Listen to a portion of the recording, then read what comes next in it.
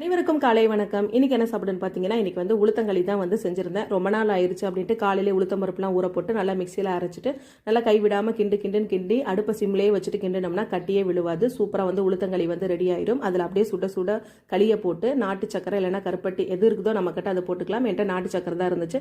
போட்டு நல்லெண்ணெய் விட்டு சாப்பிட்டோம்னா சும்மா டக்கரா அப்படியே இருக்கும். அது சுட சுட சாப்பிடும்போது அந்த வெல்லம் உருகி வரும்.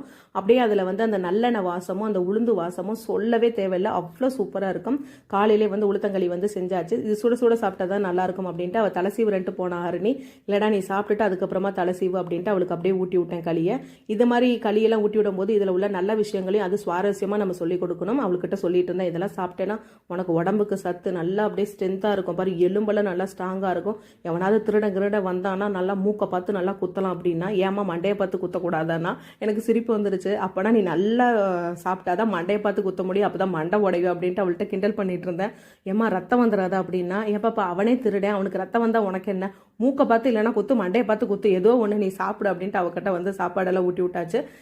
அப்புறம் வந்து மதியானத்துக்கு என்ன சாப்பிடுன்னு பார்த்தீங்கன்னா, லெமன் சாதமும் உருளைக்கிழங்கு தான் வந்து செஞ்சுருந்தேன். இந்த மாதிரி சிம்பிளான சாப்பாடு செய்யும் போது டைம் இருக்கும். அதனால இன்னைக்கு கொஞ்சம் ஃப்ரீயாக இருந்துச்சு, சீக்கிரமாகவே எழுந்திரிச்சிட்டேன். அதனால உளுத்தங்களி வந்து செஞ்சாச்சு. இப்போ டைம் இருக்கிறதுல அது ஒன்று தான். அதுக்கப்புறம் அவளை ஸ்கூலுக்கெல்லாம் அனுப்பி விட்டுட்டு பாய் சொல்லிட்டு அடுத்த வேலையை பார்க்க ஆரம்பிச்சாச்சு.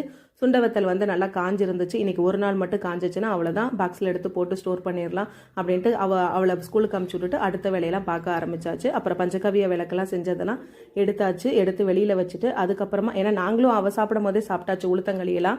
ஏன்னா சூடாக சாப்பிட்டா தானே நல்லா இருக்கும் அப்படின்ட்டு பஞ்சகவிய விளக்கெல்லாம் எடுத்து வச்சுட்டு சுண்டக்காவையும் எல்லாம் காய வச்சாச்சு ஃப்ரெண்ட்ஸ். அதுக்கப்புறம் பஞ்சகவிய விளக்கு நிறைய பேர் ஆர்டர் கொடுத்துருக்கீங்க, உங்களுக்கு ரொம்ப ரொம்ப நன்றி.